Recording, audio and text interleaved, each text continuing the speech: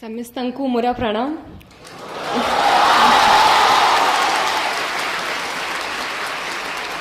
अपना माने किमती अच्छांती समझते। आज मु अपना मनंका गहनारे उपस्थित थिबारु बहुत खुशी माने करू अच्छी।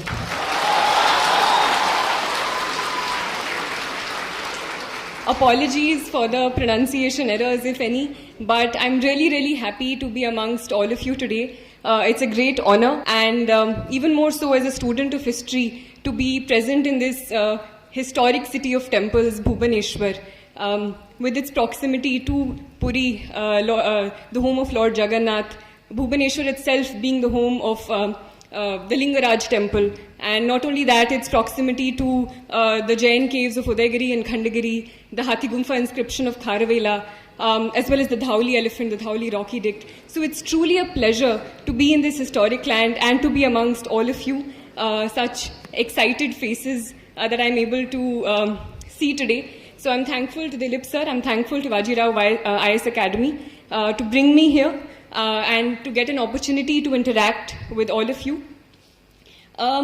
First of all, I'd like to say that all of you are really brave people who have taken on this examination. I've heard that some of you are already preparing for this examination associated with this institution. Some of you are planning to do so.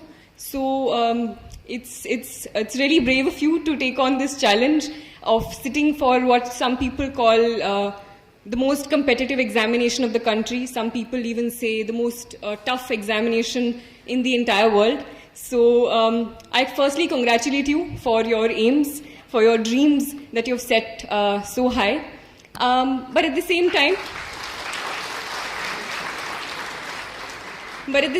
I'm not going to lie to all of you. I'm not going to paint only a rosy picture. I'll tell you that it's going to be a tough journey. It's not an easy path. There will be ups and downs. There'll be times when you feel like you don't want to study anymore. You feel even if you're studying, you're not getting what you desire. So those things will always be there, as they are in other aspects of life. But at the same time, you must also realize that it's not people who drop in from another planet who tend to achieve their dreams or achieve whatever they want to. It's people like you and me. And before 30th June, even I didn't know that I would be standing here today. So, and I think the beauty of this examination is when you see the diverse nature, the diversity in the results that we also often get. So there are people represented from all over the country, from almost all states of the country. There are people from rural backgrounds, there are people from urban backgrounds, there are people who have gone to the best colleges and universities. At the same time, there are people who have gone to their local government schools in extremely rural backgrounds, having farming backgrounds. So I think more important than anything else in this preparation is this strong will to succeed. And I hope that all of you, with the correct preparation, with the correct strategy, with the correct guidance, as well as, of course, your hard work, your self-discipline, I'm sure that all of you will achieve your dreams someday. For some of you, it may be the civil services examination. But even if you don't manage to crack this examination, or even if you have something else in mind, even if something else excites you or is your passion, I hope that all of you achieve your dreams. So before anything else, I'd like to say all the very best for all your future endeavors.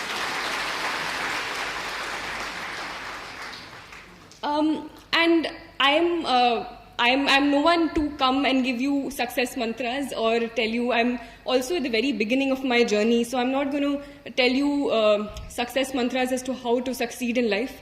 All I can do is tell you about my journey, and if that resonates with you, if you find things that you think may work out for you as well, because everyone has a different strategy, everyone has different priorities in life, everyone has different things that they want to achieve and different ways as to how to do it. So I can only tell you my journey, how I managed to deal with certain things, the problems that I faced, how I managed to overcome them. And all that I can say is, if you have decided to enter this examination, know why you're doing it, know what is your goal and what is it that motivates you, that is asking you to sit for this examination. Make sure it's not just external pressure. And if you have taken that journey, started that journey, it's possible that some of you may not succeed, but whatever the outcome is, you'll come out richer. You'll come out gaining a lot more knowledge, a lot more experience, and whatever comes at you, try to look at it as an experience that is going to teach you. And try to not get disheartened. It's easy to say that when you've sort of gained some sort of success, or when you're on the other side of it. But try to look at things with a positive outlook. Try to look at whatever positive that you can get out of it. So enough with this bhashan. I'll start with my as to how I started my preparation and what motivated me towards it. So firstly, I even during school, I did not always think that I'll become a civil servant. It was not something that was in my head. But I was always clear that I wanted to do something where I would be working with people, where I would be working on the ground. So even in school, starting from 6th, 7th, we had this option of choosing a club in school.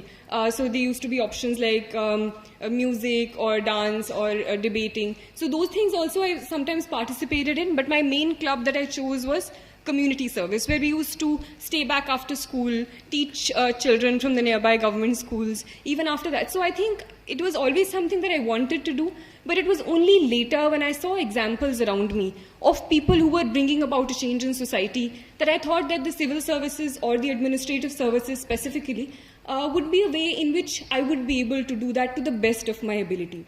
So, and there were, again, many examples in front of me who showed me that. So, while I had started reading, I saw examples of an IAS officer, MS Lakshmi Priya, in Assam in Bongaigaon, who through little initiatives that she had started, Project Sampurna in Assam, tackling the problem of malnutrition, or Aki Ravi Krishna in Telangana, who had begun this process of Gudi Cheruvu initiative, in which he managed to raise the water table by about 6 meters.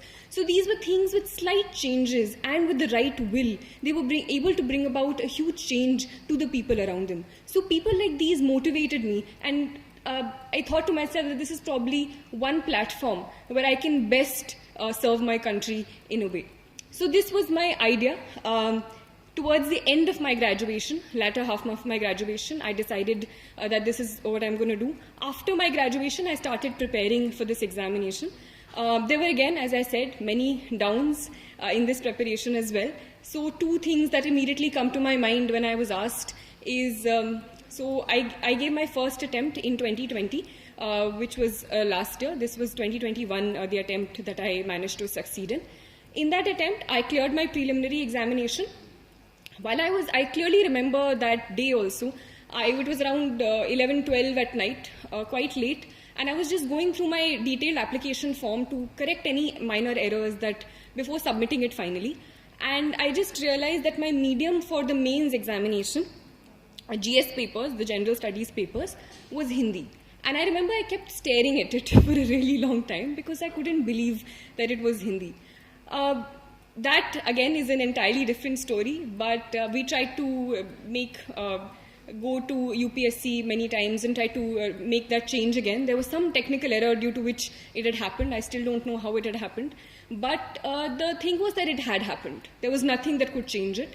And there were only two opportunities and 2 options available in front of me.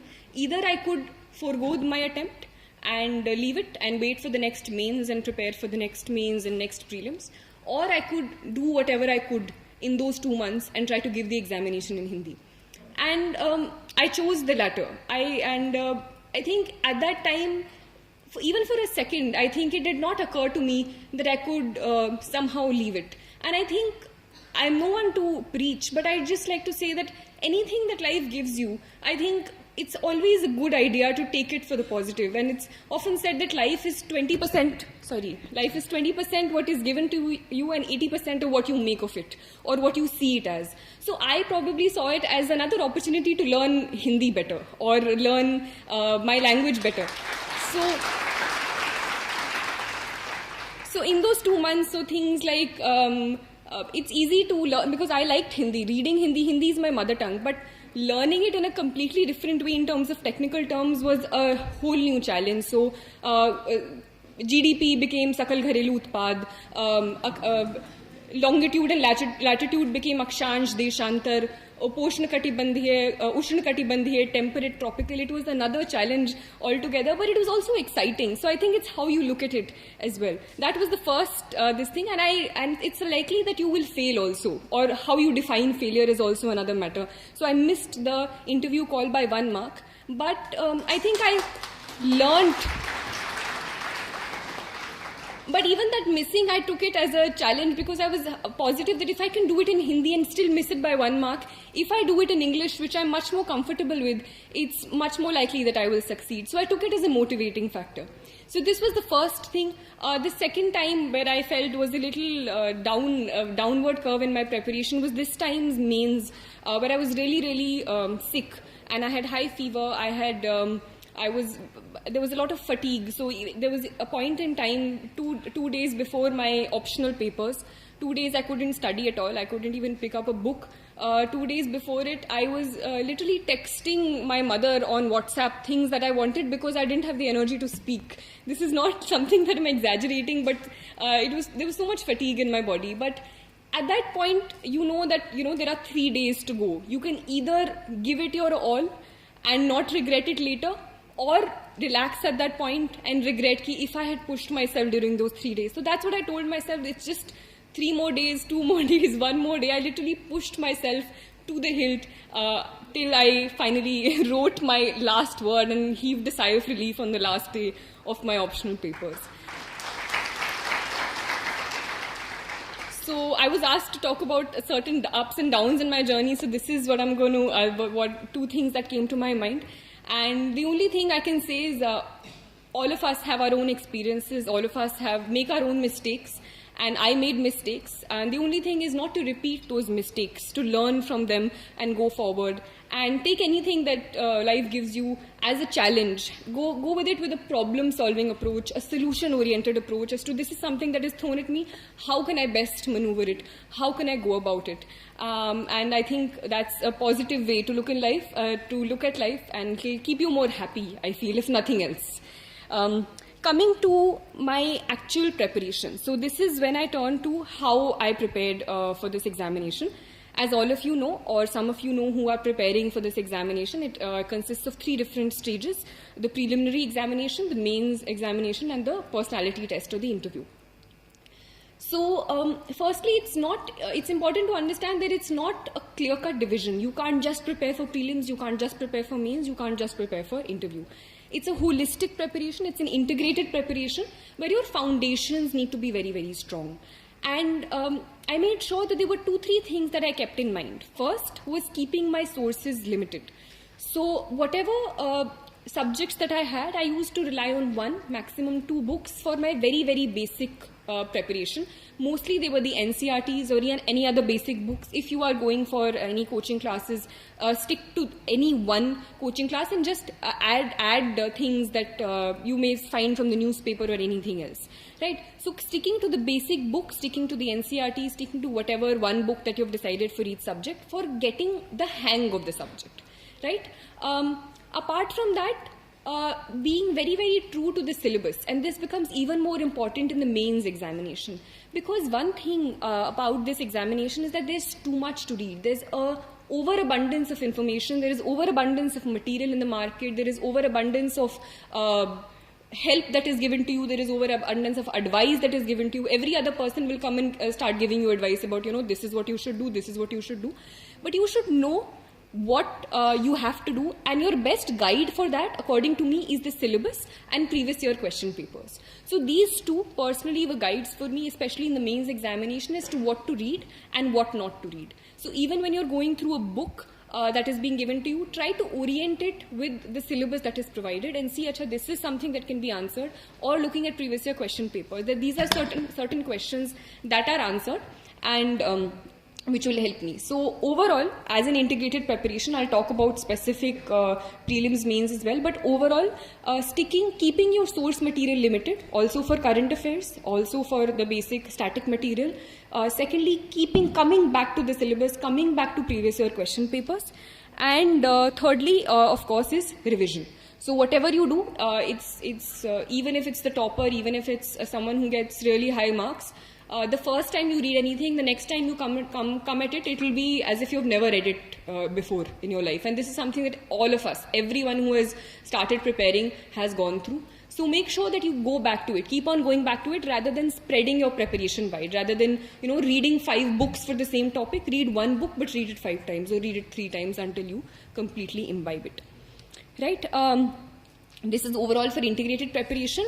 Specifically for the 3 stages, there are certain slight tweaks to this preparation that you start making. So after you're done with your basic books, I'll talk about prelims specifically. So while your basic preparation is the same, for prelims, I personally found it one of the most challenging phases of this examination as compared to the mains and interview. I found the prelims most challenging because I always felt that there was a matter of luck also involved in it. The questions sometimes were very random, but I think I still managed to clear it both times. And the reason maybe, looking back, at that time I was as nervous as any of all of you, but I again tried to stick to the basics. So firstly, the previous 3-4 months before the mains exam, before the prelims examination, I devoted mainly to prelims. At that time, mains preparation went into a backseat around 3 to 4 months. If you have not cracked this examination before, if it's the first time you're appearing, or if it's something that you regularly fail in, if you failed 2 prelims, then you can probably increase that time. You can go from 3 to 4 months, or even some people even take 5 months for complete prelims preparation. But mainly I think basic books are very important. And if you look at the questions in the past 2 years or 3 years, it's not something that you'll get out of a book straight. But if you have an understanding of the concept, and that's where conceptual understanding becomes important. You should not read a book just for completing that book. I've read that book. The reading that book is not important, understanding it is important. So if there are certain concepts in, say, geography about folding and faulting of rocks, or science, some science concepts, or some economic concepts about macroeconomic theory, if you're not understanding it, go look at other sources. Go and ask a teacher, go and ask a friend, go and look up something on YouTube, some small video that you find about it. Understand what it means so that you can better apply it in the prelims examination, because a lot of application based questions are being asked. So unless and until you understand the concept, you won't get it. And here I used to focus also a lot on polity and economics, because polity and economics, if you look at analyzed previous year question papers, polity papers are something that you can still prepare for, because you have your basic book, whatever you're relying on, be it Lakshmikant, be it something else, and you basically stick to that book and go through the constitution. So I also went through the BEAR Act. And if you have a basic understanding of all the articles, all that, it's likely that you can answer a lot of polity questions. Similarly for economics, current affairs is there, but more than that, understanding of what is monetary policy, what is fiscal policy will be fruitful in sort of answering those questions. So in terms of time and effect, or time and sort of results that come out of it, I felt polity and economy I used to give a lot of importance in, because I could rely on those subjects. Other things I felt were more random. So this was my personal strategy. Everything should be given importance, but these things you should not leave at all, is something that I'm trying to say. Make sure that your basic things and basic concepts are very, very strong. Secondly, for current affairs, so current affairs, again, I'll talk about it later as well, but for prelims, I used to rely on the yearly compilations.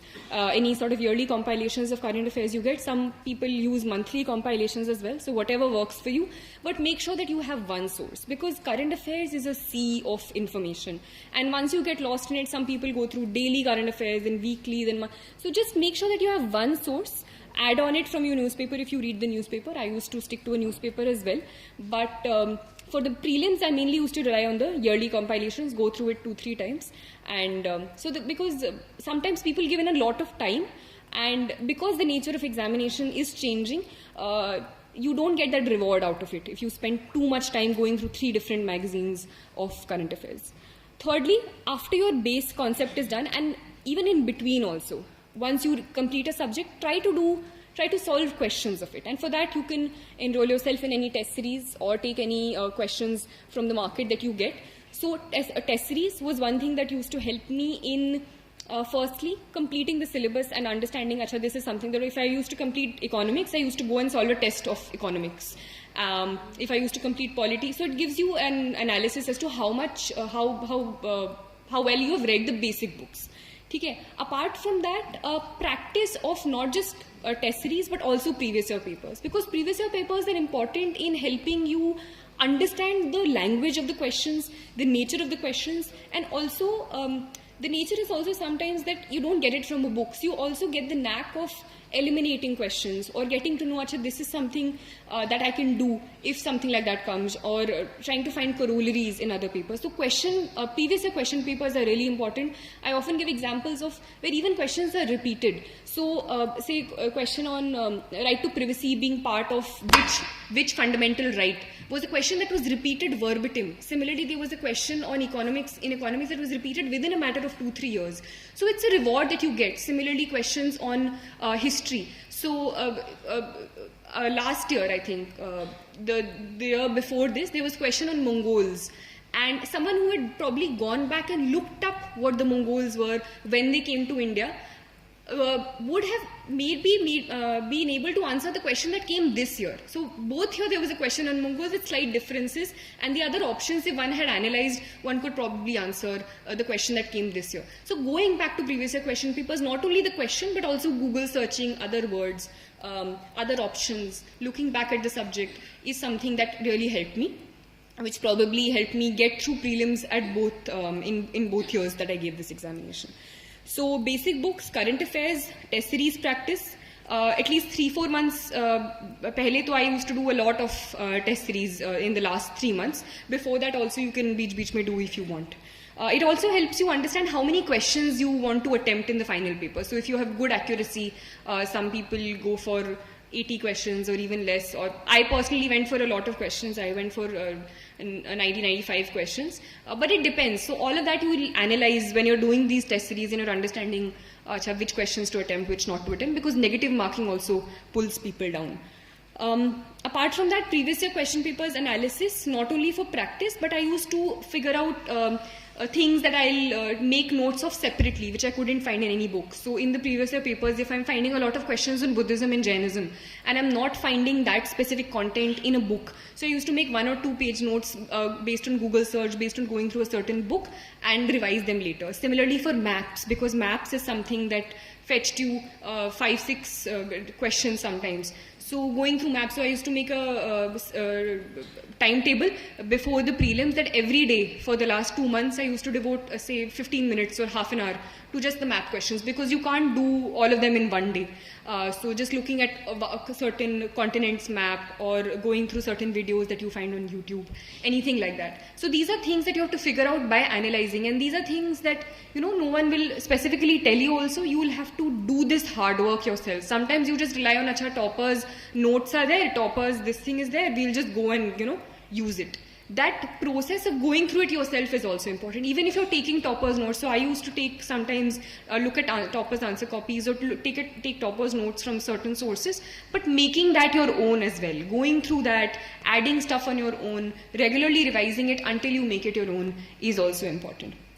Okay, similarly for CSAT, for indexes, schemes, I used to make certain things, certain parts of the day which required regular revision. So I used to do that, devote 10-15 minutes every day, rather than, sitting one day entirely where it doesn't all go into your head. So whatever works for you, try to make a timetable that works for you, try to make a schedule that works for you, rather than blindly aping the person next to you, or getting, rattled that, this person is doing this book, it looks better, maybe he knows more or she knows more. Have faith in yourself, have faith. Firstly, strategize, and once you strategize, have faith in whatever path you're following by making slight changes that you find necessary. So this was my prelims preparation. Next comes mains, and within mains I'll talk about 2 main things as separate topics as well. 2 things which were important for me. One is answer writing, the second is note making.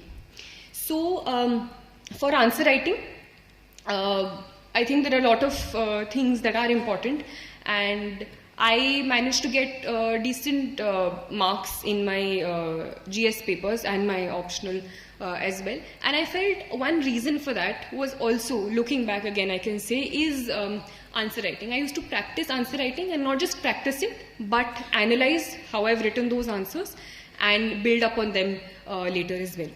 So, firstly, I think what is important is understanding the question, and this is it's a very easy thing to do, but lots of people don't do it, and I feel that if you just understand the question and answer what is being asked, half your battle is won. Because this is one of the challenges that I personally also faced in the early part of my preparation. And even in that time, when you're writing the examination in the mains hall, there are two challenges. One is content, you have to write good content. The other is time. The clock is constantly ticking on your head. So maintaining that balance becomes very important. Either you're writing really good answers, but you're leaving 5 questions at the end, which doesn't help because the competition is so much. Or you're completing it in the time limit, you're scribbling your way till the end, but the content is not good. So for managing that, only practice is the way, and not just practice, but correct practice. So firstly is understanding the question. There are certain keywords also used in the question: evaluate, analyze, this, that. And it's important not just to jump at the only word you know and start writing about it. It's important to understand why this question is being asked and cater to that as well. So say this time there was this question on evaluate the nature of Bhakti literature and its contribution to Indian culture. So sometimes when you don't know enough about Bhakti literature, you will just start writing about Bhakti. You'll start writing about Nanak, you'll start writing about Chaitanya Mahaprabhu, this, that. And half your page is done, then you'll write 1-2 points about Bhakti literature or something.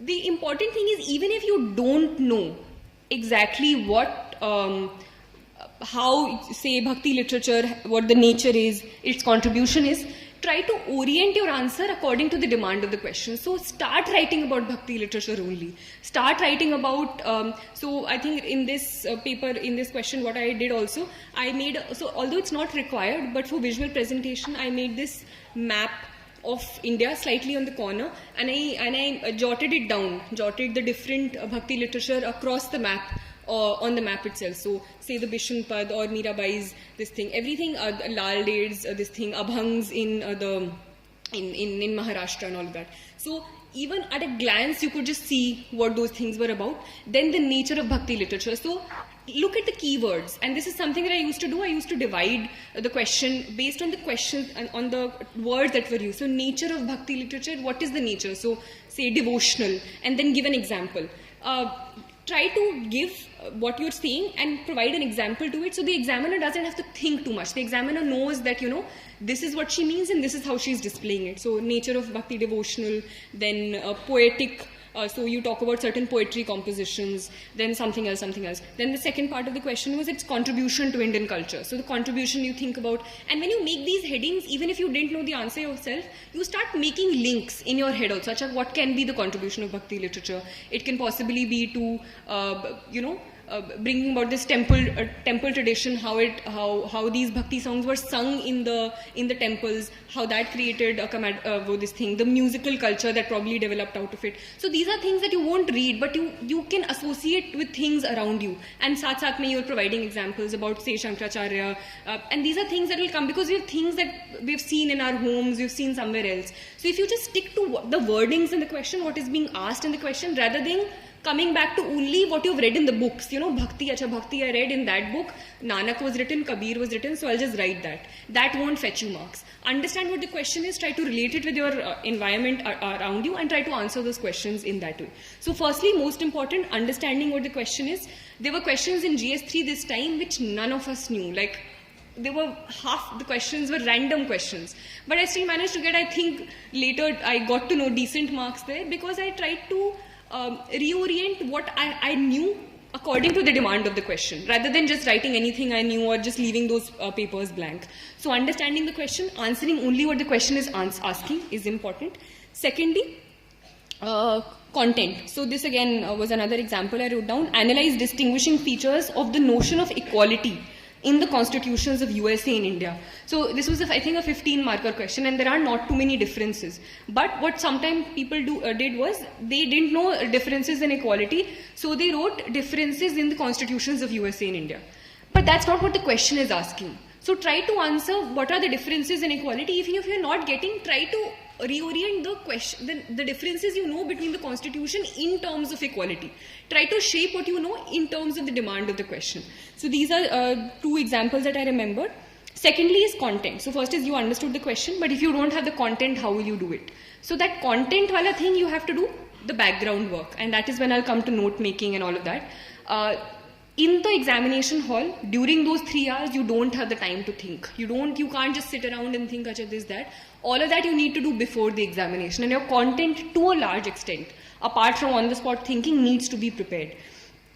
For that, for example, GS2, which is polity and all, I had prepared lists, or in the sense topics and committees that I could quote. Say in railways, I will talk about the Anil Kakodkar committee. In something else, I'll talk about the second ARC and the recommendations that they've given. So you're not just writing random things, but you're adding to it. Once your basic, and this can only be done once your concepts are clear. If you're starting your preparation and you start doing this, it won't fetch you anything because your basics are not clear yet. But once your basic content is done, to make it better. So my aim was in answer writing this year to make my answer better from the person before and after me. And how could I do it? By adding content to it. So say committees in GS2, then GS4 is ethics. So I used to look at the newspaper, keep picking up examples and quotes and keep writing them down, keep using them in my papers. So GS4 there were committees, then GS3, so for economics, some data that I found in the newspaper, or say recently a national health survey has come. So if a question on population, I think this time was asked. So talk about the data in that national health survey, talk about say the sex ratio, how it has changed. So it adds a certain value and you feel that you know what you're talking about rather than just, saying things in the air. It adds some heft to your answers. So content is something that you can work on before you're writing the paper, specifically for different papers, different things you can do. Thirdly, even if you have content, even if you have understood the question, a challenge comes in putting it on paper. And I had a humanities background. I had the habit of writing really long answers. I wrote 8 pages answers in my graduation papers where, you had to write four questions in like 2 hours or 3 hours. So changing that to the demand of this paper was definitely tough, but I managed to do that. I had started with a very different writing style. I ended with a very different writing style. So that is something that all of you can do. So I used to write in paragraphs. I used to write really long introductions, but I tried to press a lot of information later on in points. So before I was writing the paper, I used to think that, this is a problem, this is an issue that happened with me last time. I used to do this. So this time, I'll try to do at least this. I'll try to at least make the introduction only 2 lines or 3 lines. Or I'll try to introduce, if I could write only 3 points in my last paper because I was writing in paragraphs, I'll try to write at least 5 points this time. So these are things before I was writing, I used to tell myself and try to, implement it. So maybe you won't write 5, maybe you'll write 4, but next time maybe you'll make that jump to a 5. Next time you'll maybe make that jump to a 6. So these are things that you told yourself. In terms of structuring the answer, what I used to do was, I used to use subheadings. So things, like I said initially, evaluate the nature of Bhakti literature, contributions. So I used to write a short introduction about the Bhakti tradition and some quote or something in Sanskrit I wrote, I think, in the first introduction for this thing about Bhakti literature. How about it coming from the root bhaj, or to incorporate or something, involve yourself in the divine. I wrote that introduction. Then I made a subheading about nature of Bhakti literature. And I started writing from here. So the nature of Bhakti literature I wrote here. Then the points I started writing, leaving a certain gap. So in terms of visual structuring, it becomes easy for the examiner to see and understand, even if your writing is not good. Some people have that problem. But if you have it clearly divided, so if right here you're writing the heading, then starting from here you start writing the points 1, 2 and 3. If you have an example, I used to write it further to this side and make a triangle. So I used to write example and make a triangle there. So when you're looking at a paper, the examiner could see, she has used 4 examples because there were 4 triangles that were drawn. So this structuring is something that you will get over a period of time. I also looked at other toppers' copies. I incorporated whatever I saw in it. So using subheadings, underlining, starting writing in points. So you need not write very long sentences. You can skip out the a and the sometimes. Not that the person shouldn't understand only what you're writing, but you can leave out certain things. You can just write the basic terms. So points is something that I used. Subheadings, underlining. In terms of visual structuring, I talked about spacing. So spacing was something that I used. Maps, which I talked about in the first paper. Similarly, for geography. And these are things that you can't do in the paper because you can't think that much. So practice the India maps, practice the world maps. That is something that I used to do. And say for geography, I had 2 pages. I just went through all the NCRTs, picked up all the diagrams that I could use and do them on 2 pages. Similarly for economics, I was just going through the monthly magazines or yearly magazines or any other source that I found and just drew the, charts or flow charts that I could draw. So there was this chart on financial inclusion, and I knew that if a question on financial inclusion came by chance, I could draw it and it could add some sort of value to my answer. So these are things that you drew before, and then before the examination you just went through them, ki, acha, this is something that I can draw. Towards the end, this is what you do. You focus on the committees, you focus on the examples, you focus on these diagrams. So these are things that you can directly reproduce in the paper if the question comes. Don't just do it just for the heck of it. Sometimes people do that also. Randomly they're doing diagrams, randomly they're drawing charts. You need to do it only so that it makes your answer better.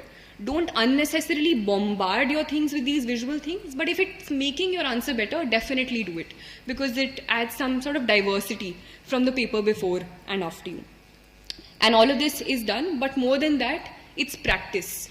You can just do this one day and not do it later, and it will be of no effect at all. So this is something that you need to do on a regular basis. Every day when you're looking at the newspaper, you need to pick up examples. Every day when you're looking, every day when you're writing, you need to come back to the notes that you've made. That is important. So practicing, and more than practicing, analysis also. So sometimes what people do is they practice answer writing every day. They write 3 answers every day, 4 answers every day.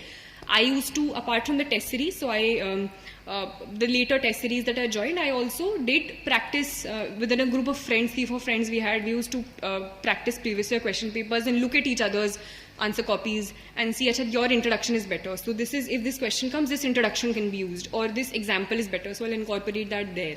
So even if you're writing 3 questions, come back and analyze, acha, this is something that I could have added. This is something that was in my notes. So maybe if I could put it here, coming back to my notes. So that will take some time. It won't be ki, just wrote, closed your copy, next day wrote, closed your copy. That won't help at all. Practice plus analysis, and using that analysis in the next time that you write your answers. So that is something that probably helped me in my answer writing process. So this was my answer writing specifically.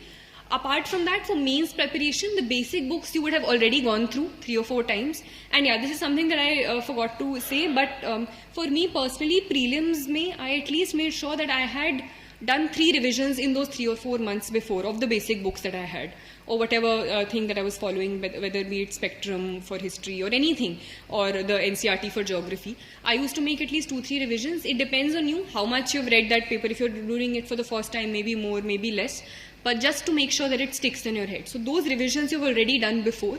Here also, now you can go through whatever basic books that are required. So for mains, you need to stick more to the syllabus, I feel, rather than just sticking to a book, because book you have gone through, your concepts are clear, but orienting them to, and there are certain topics which you won't find in books, or you'll have to look, say for example, governance topics. If you find a book on governance or some notes on governance, coaching notes, that's well and good. If not, try to make small 1-page notes of it. Say, I used to make notes apart from that. So the second topic apart from answer writing is note making. For some people, note making does help. For some people, it doesn't. It depends on your way of studying. For me, it did help. So I'll talk about myself. I did not make notes of all the basic books. Some people do that. I did not. Sometimes, for example, for geography, if I'm going through it, there are certain data about, say, crops, their percentage in world crops and Indian crops. So I used to make a small chart towards the end of the chapter itself, and agar end mein revision karna hota tha, so I used to go through that. But mostly, I did not make notes of the basic books, because I thought they were well enough, they were like compact enough, and I used to just underline things that I thought were important when I was doing revision. But for certain topics in the syllabus, which I felt I could not find information elsewhere, if I thought there were certain current affair topics in the news, in the newspaper, which were going on for a really long time, say the farmer bills, if it's going on for a really long time, I'll make 1 or 2 pages notes out of it, so I can use it, say, in agriculture, or if I find, say, an article on fertilizer policy in the newspaper. So I used to not make notes of newspaper per se. Some people make copious everyday notes of the newspaper. I did not find that helpful, because at the end you have like a huge this thing of newspaper, it takes a lot of time in the day. So I did not find that helpful. Some people do. But I used to just pick up things that I found in the newspaper which were important according to the syllabus. So fertilizer policy I know can come in the agriculture part of GS3. So that awareness of the syllabus, that familiarity with the syllabus you need to build over a period of time and make notes according to that. So that fertilizer thing that I made, then I used to leave some space on the side. So if I find anything else, I'll keep on adding that later. Similarly for say cybercrime or so cybercrime or something like that was in the syllabus clearly mentioned. So for that I had made 1 or 2 pages notes. Any example that I found of say some attack that happened here, some red dot network attack happened there, or Estonia mein there was this cyber attack. Those things I used to keep on adding and then use them in my answers. So these things like enhance your answers a bit. Some other people are just writing whatever notes that they found or whatever book that they used. But when you see examples of say, US में ये वाला attack happened, shadow network ये हो गया, या Pegasus attack ये हो गया, so it adds some newness, and the examiner thinks that she knows what's happening and she can make these links. So these additions I used to keep on making from the newspaper, apart from making my main notes that I used to do according to the syllabus, according to any topic that was in the news. Why is note making important according to me? And that is the way you should make those notes, because sometimes what people do is कि notes बनाने हैं. किसी ने बोला है कि notes बनाने, it's important. So I'll make notes, and those notes don't serve any purpose because it's more or less you're repeating and you're copying whatever was in the book. You just literally remove a few words and you write them in your own words, or you write them by removing a and the. So that doesn't help at all, because you should understand why you're making them. There's a purpose to the note making. So firstly, according to me, it's to pry out or take out the important stuff, or what is important. So you're removing what is not important and what is of most importance in using it. So the notes, the next time you make, like if it's 100 words, it should come down to at least 40 or 50. Otherwise, there's no point to making it, or even less if you can. The smaller they are, and if you can understand it. Understanding should also be there. It's not as if कि अगली बार आप पढ़ो आपको समझ नहीं आ रहा आपने क्या लिखा है because इतना छोटा कर दिया. But you should understand. It should be for yourself. So prying out the important information, collating important information. Because say if it's a topic in the syllabus, it's possible that you can find good information from 2 sources. So sometimes I used to make notes collating those 2 sources. Or if it's a topic in the syllabus, I used to do a Google search, find 4 or 5 sites and just take out important bits, important examples and make one information. So taking out important stuff, so reducing it. Secondly, collating information from a couple of sources, keep on adding to it. Some people used to make online notes, that you can also do. I used to find it more comfortable writing. So that was my personal preference. It's sometimes easier to make online notes because it can be easily edited. So that is also something you can do on Evernote or anything, or anything on your laptop also you can make. Thirdly, revising revising ke liye it's important, because immediately before this examination, and it especially helped me for my optional, because optional history was very, very vast. I could not possibly have gone through all the books before my examination, so I used to make notes. Those notes itself are also pretty big, because even after condensing, the syllabus was that vast, but it helps you for revision, because in the end you can only look at those notes, so it needs to be short. So for revision, for collation, and for highlighting important stuff and gradually reducing it. So sometimes people make notes 2 times. Firstly notes, and then notes of notes to even shorten it towards the end for extremely last minute revision, just keywords. So that is something that you can do. Which books and which areas you're making notes of, you need to decide. No one else will tell you according to your needs. Secondly, they need to be crisp, I've already told you. And thirdly, they need to be oriented to the syllabus. Don't write random stuff, they need to be oriented to the syllabus. So these were 2 things which are, I thought, mainly important for mains. Thirdly, a thing which helped me, apart from mains, answer writing and note making, was looking at toppers' copies. Because apart from the whatever test series you'll enroll yourself in, whatever feedback you will give, that is also important. You'll incorporate the next time you write tests. But thirdly, toppers' copies help you in understanding what possibly got those people those marks. Right? So it's possible that you may not like one person's copies or another person's copies, but out of a group of 5 or 6 that you can explore, there'll be 2 or 3 things that you can incorporate. And sometimes people don't understand what's going wrong. People are giving attempts after attempts, they're not getting good marks. That's because mainly keep on sticking to the things that got them those marks. So it's important to get out of that cocoon, look at what other people are doing, and possibly learn from anything that is being given to you. So in that way, toppers copies of certain subjects, of certain examples that I used to find in ethics copies, I used to, a quote I found, so I used to use that. An example I found somewhere else, I used to use that. Structuring of answers, those things also, I think you can, they're all easily available. You can go through them and add to your answers in any way. Next, preparation for current affairs. So this is again a question that is regularly asked. How do you prepare for current affairs? There's too much to do. I personally relied mainly on the newspaper. So the newspaper was my companion throughout the entire preparation, and I personally felt it helped me a lot. Some people do not so rigorously rely on the paper, they use other avenues. But I personally relied on the newspaper. It helped me a lot for my mains preparation. It helped me, I think, in a subconscious way for my prelims preparation also, because there are concepts, things that you're constantly reading which go in the back of your head. I did not make notes for it for prelims, but I made notes for it, as I had already told you, for my mains.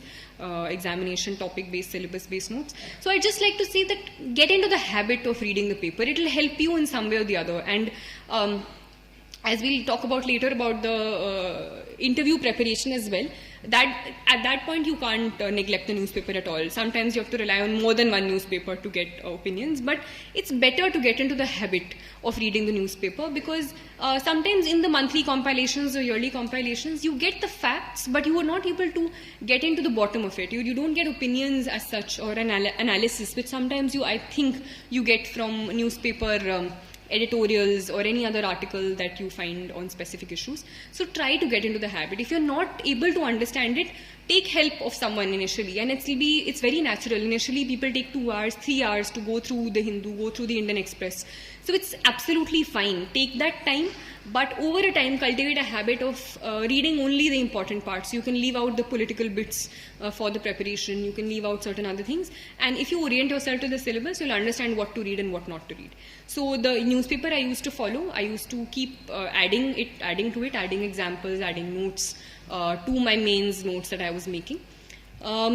Secondly, my other source for current affairs was the yearly compilations, which I used mainly for the prelims. For the mains, what I used to do was, apart from my mains notes, I used to just go through indexes of the magazines sometimes and just add. So any sort of magazine that you're using, there are too many available. So any magazine that you're using, I used to just look at the index. Anything which was missing in my notes, I used to use that. So use it according to how you want to.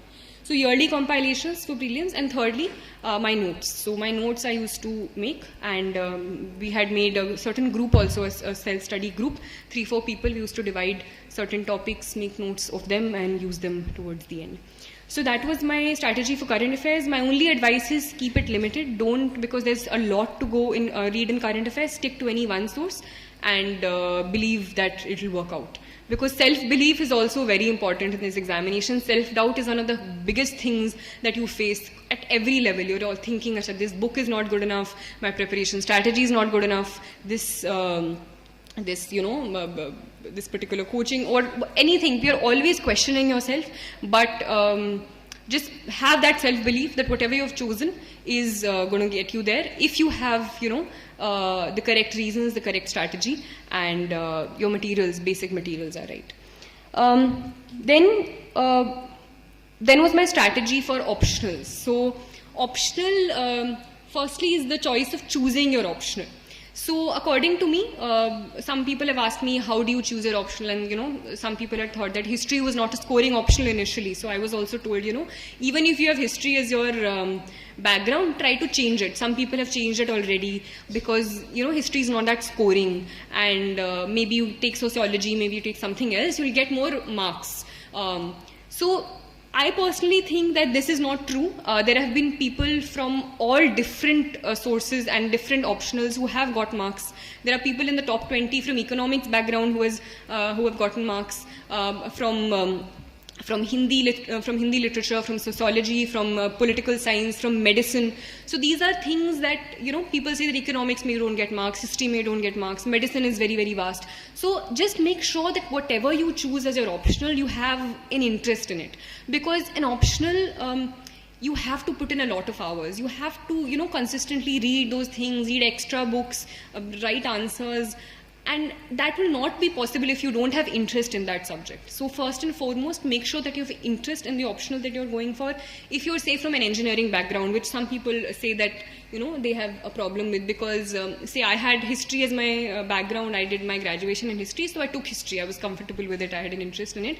If you are not from any of these backgrounds, if you don't want to take any sort of engineering as your optional subject, what you can possibly do is just go through roughly the books of all of these things. Just roughly go through sociology, go through history, and see where you find yourself, more comfortable with. Secondly, apart from interest, is material and guidance of a certain sort, because I feel each optional has a slightly different strategy and slightly different things that you need to keep in mind. So any sort of mentor, any sort of person who has cleared the examination in that subject, you can ask that person, ask another person for its pros and cons. So take every optional, see its pros and cons, see which pros you can work with, see which cons you can work with, and then come to an optional. For history, my personal challenge in history was, even in this year, even I was very, very jittery even before I was giving my final optional papers, was the vast syllabus. So I think that was a personal challenge that I had, balancing it with my general studies preparation. That time management, again, you have to figure out yourself. Before the mains, I used to divide mostly my day into half. Sometimes that more than half was given to history, and at the end I still wasn't very happy with the revision that I'd done of history. So it's just, I think what maybe helped was my note making. Even in the last day, even in that 1 hour, there were certain things that I hadn't done. So I revised, because I had short notes, I revised in the 1 hour that was given to me between the two papers. So that also I could use in the last thing. So note making really helped me, according to me. Practice, revision of those notes helped me.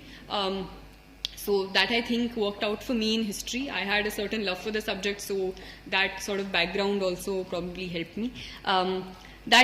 So strategy for optional, I feel, depends from subject to subject. So if you have, and I think we'll have a interactive question answer session at the end. So if you have any specific questions that you would like to ask about my optional or any other thing, you can ask, because each optional, I feel, has a different strategy. And basically time management, I think, so which comes to the next topic as well. Time management is crucial in this examination, and even though these things may seem the most boring, time management, revision, all of this, but I think these are the things which actually work out in the end. And that time management can be different for different people. Some people, can study for hours at a stretch and not get tired. Some people do need those regular breaks. But whatever it is, make sure that you're accountable to yourself. Make sure it's not external accountability. It's not, you don't have to be accountable to your parent who's saying, Acha, padhu. But make sure that, this is something. For personally, what I used to do was, I did not have very clear-cut, timetables in the sense कि अच्छा इतने घंटे ये पढ़ूंगी, इतने घंटे ये पढ़ूंगी. Roughly timetables I did have, but morely it was in terms of कि अच्छा इस हफ्ते तक ये खत्म हो जाना चाहिए. अब वो कैसे भी मेरा खत्म हो रहा है. If there were days when I did not feel like studying at all, I used to completely put away my books and chill in the true sense of the word, or do anything.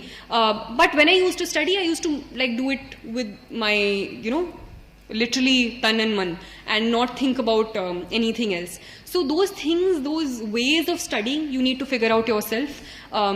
Ways of taking breaks, ways of motivating yourself, you need to study, figure out yourself. There are too many distractions in today's day and age. So some of my friends completely cut off from all social media. That also works for some people if you have the will. For others, for example, me, I did not completely cut off from social media, but I did not use it, say, for long hours a day. I used to sometimes keep my phone away or use it very sparingly. So if you think that you cannot use your phone, so ask your friend to, say, keep it away for 3 hours or 4 hours, and tell yourself that if I complete this, I'll give myself, this break or this reward where I can use it, say, for whatever purpose, and then come back to it. So figure out ways where you can do this yourself, and whatever works for you. But make sure that there is an inner sense of accountability. You are the only one you are responsible to. You are the one who has chosen a certain goal for yourself, and it's your responsibility to complete it.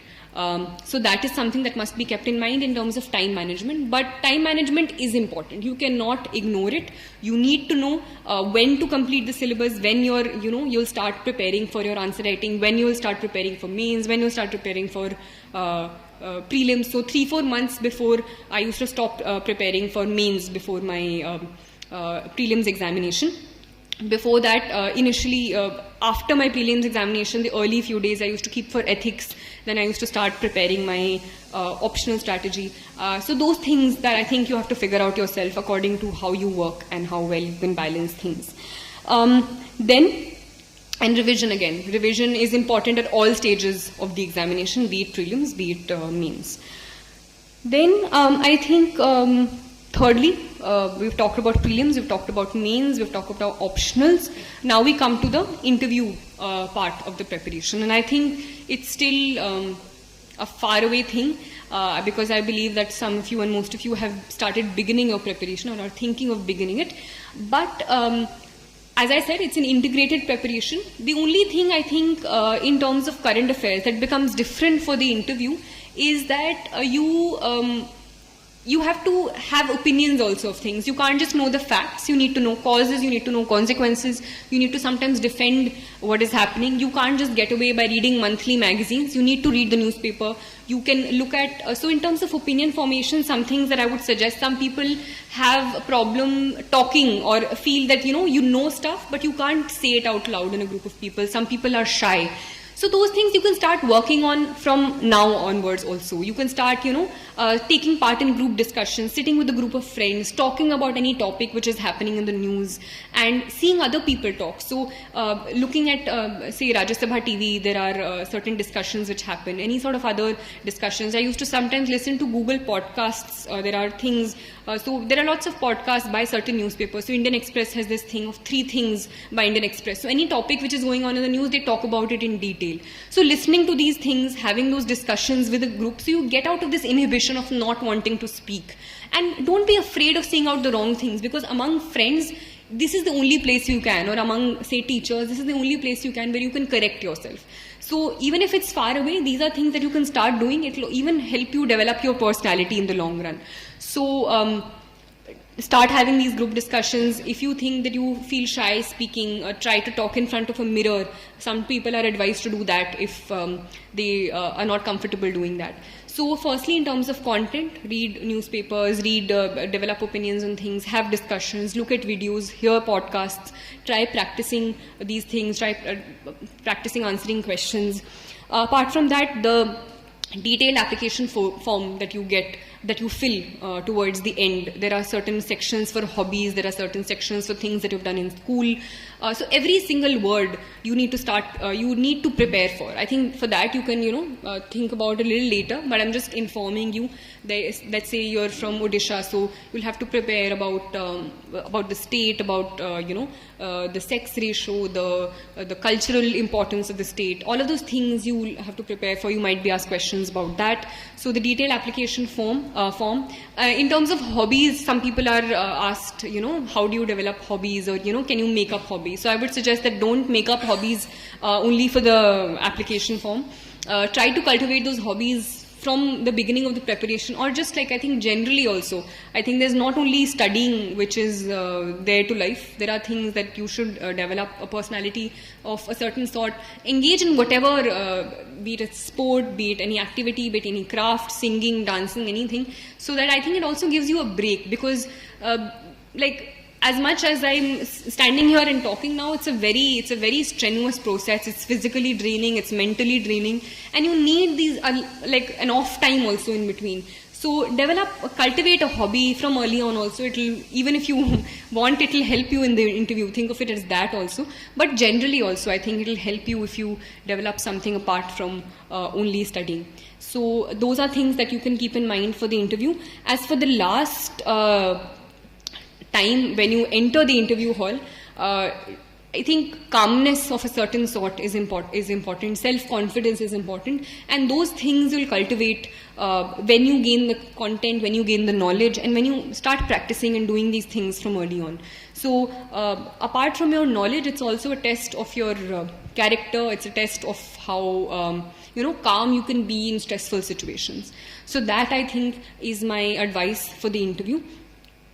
Apart from that, this was the academic part of it, the academic strategy, the do's, don'ts, how I went about my strategy, my content for all 3 stages of the examination.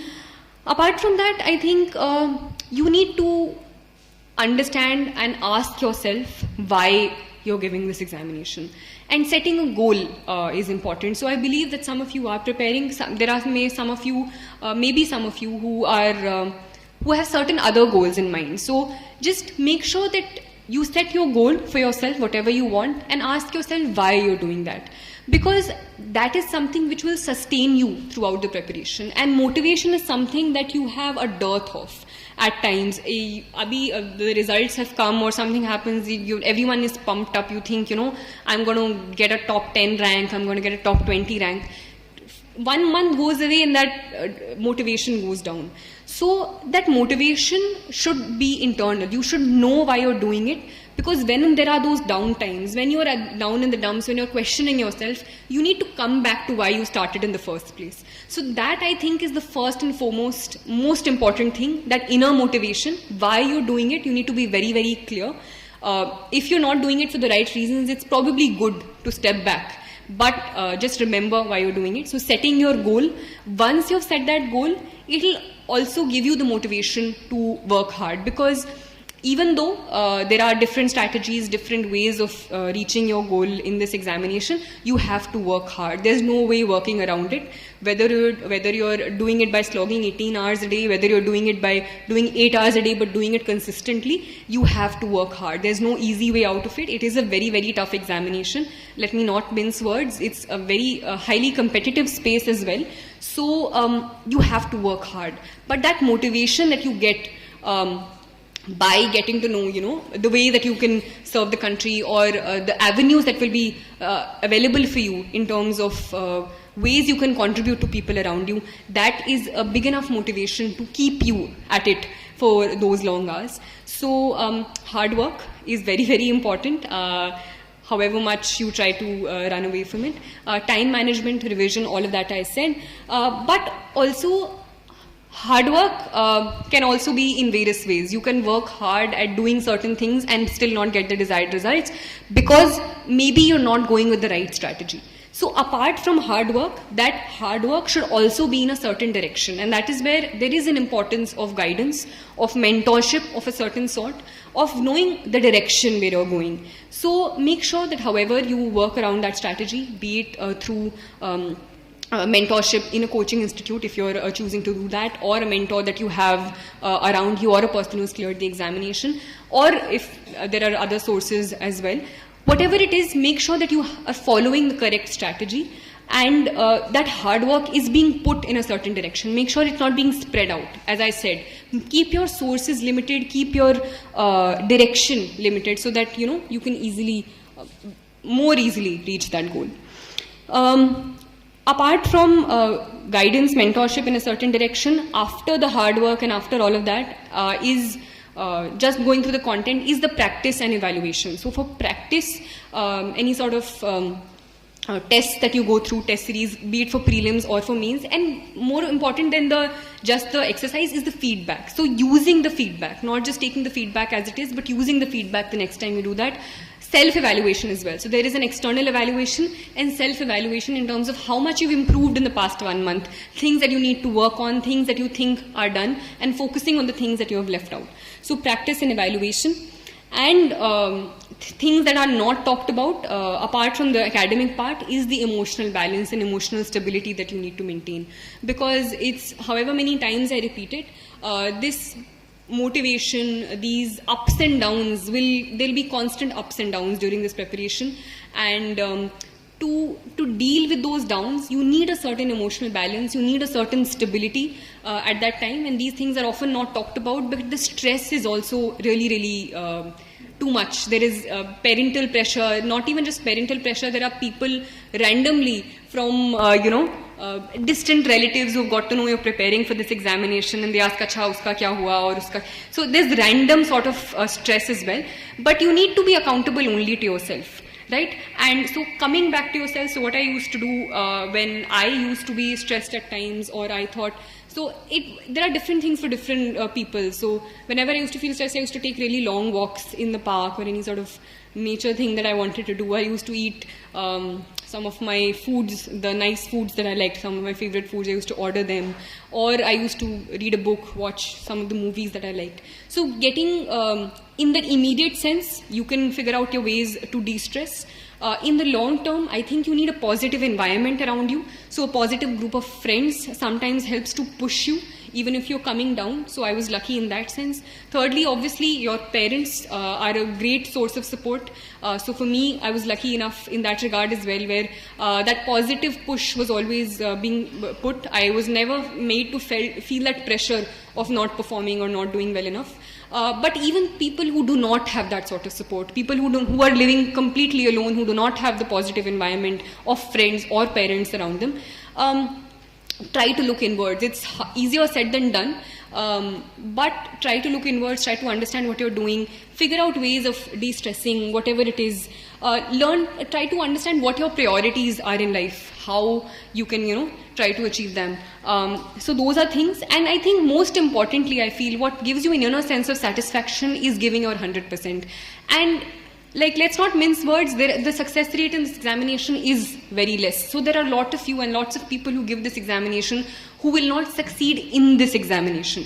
But that does not mean that you do not succeed in life, because there are various other avenues in which you can give back to society. I have friends who have exhausted all of their attempts but are doing very, very well in other aspects of their life. So as long as your goal is set in terms of what you want to do, there are various ways in which you can serve people around you. Make sure that if you've chosen to give this examination and it's something that you want to do, make sure that you give your 100%. So at the end, there'll be no regrets. Even if I did not clear this examination this time, I would definitely have been sad, I would definitely have been heartbroken, but at the same time, I would have been content with myself that I did all that I could.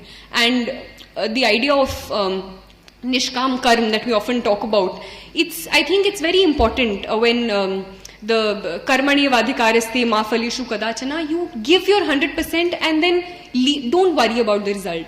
All you can do is do what you can with the right strategy. With the right strategy, with the right direction. Don't put your hard work randomly into the air, but with the correct guidance, with the correct strategy, give your 100% so that at the end you're not questioning yourself. You can't think, अच्छा अगर मैं उस दिन ये कर लेता, अगर मैं शायद वहाँ नहीं जाती या फिर थोड़ी मेहनत और कर लेती. Those questions I think you should not have with yourself, and I'm sure that if you do that, there'll be various other ways and in various other walks of life also, apart from the civil services, that you can contribute to society, that you can, be kind to others, because I think kindness is something that gets you far in life. Be kind to yourself as well. Be kind to yourself, be kind to others. That's all I can say, and I'll just like to say all the very best for all your future endeavors. Thank you.